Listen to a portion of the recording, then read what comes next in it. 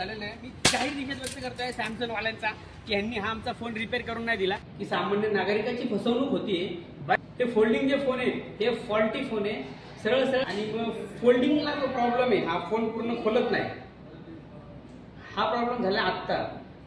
या सर्व्हिस सेंटरचं असं मत आहे की ह्या प्रॉब्लेममुळे, म्हणजे गेल्या 5 महिन्यापूर्वी हा फोन पडला होता, या प्रॉब्लेममुळे हा प्रॉब्लेम झालेला आहे। तर मी ह्यांना सांगतोय स्पष्ट की हे आधी झालेलं आहे, तुम्ही रिपेअर करून द्या सर, वॉरंटीमध्ये बिल आहे, वॉरंटीमध्ये। म्हणजे ह्यांनी मान्य नाही करणार की हा फोन, हे फोल्डिंग जे फोन आहेत हे फॉल्टी फोन आहे, सरळ सरळ स्पष्ट आहे। आणि आम्ही ग्राहक सेवा केंद्रामध्ये ही तक्रार करणार आहोत की हे फॉल्टीचे फोन आहे, त्याच्यावरती आम्हाला प्रतिक्रिया पाहिजे, नाही तर आम्ही इथे येऊन आंदोलन करू डायरेक्ट, की सामान्य नागरिकांची फसवणूक होतीये।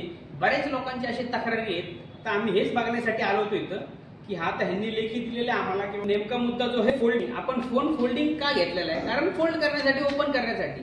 तर तुमची जी सिस्टमच चालत नाही आणि तुम्ही सर्व्हिस तिची 5 महिन्याची 8 महिन्याची वॉरंटी याच्यात नाही झालेल्या, तर आम्ही ग्राहक सेवा केंद्रामध्ये तक्रार करणार आहोत। धन्यवाद।